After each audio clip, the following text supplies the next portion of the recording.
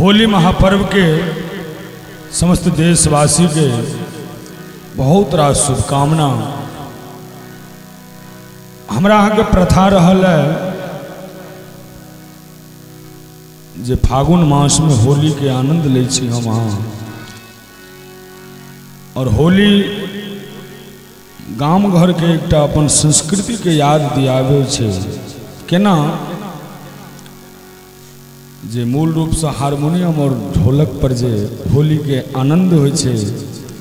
आइ हमरा संग में मिथिलांचल के प्रसिद्ध तबला वादक जे ढोलक लऽ कऽ बैसल छथि प्रभाकर सिंह बबलू, और तहिना मंजीरा लऽ कऽ जगदीश जग्गा जी, और संग में वर्षा सेहो छथि, कैमरामैन मुकेश के संग अपने सबके हार्दिक अभिनंदन स्वागत।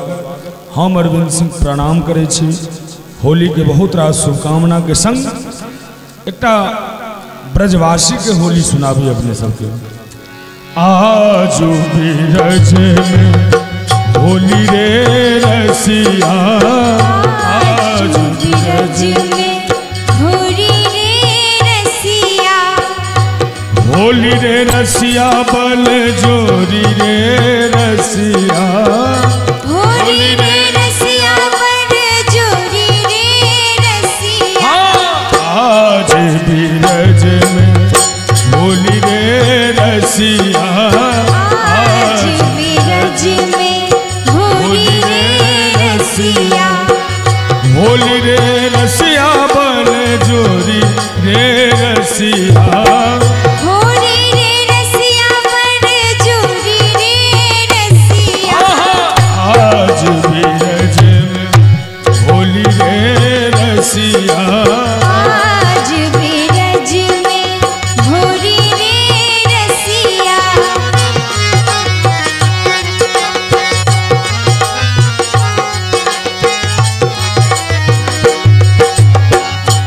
घर घर से ब्रज बनता आई, घर घर से ब्रज बनिता आई, घर घर से ब्रज बनता आई, घर घर से ब्रज बनिता आई। कोई सावर कोई गोरी रे रसिया, कोई श्यामल कोई गोरी रे रसिया, कोई सावर कोई गोरी रे रसिया। आज बीरज में होली रे रसिया, आज बीरज में होली रे रसिया।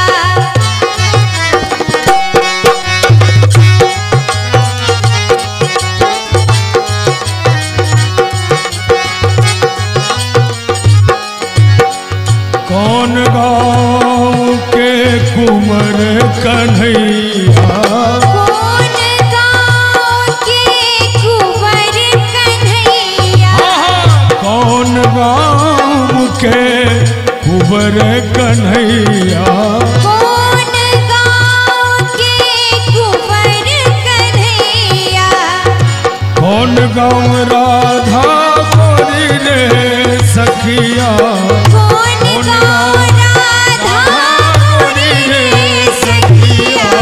आज बीरज होली रे रसिया, आज बीरज में होली रे रसिया, होली रे रसिया बल जोरी रे रसिया, होली रे रसिया बल जोरी रे रसिया।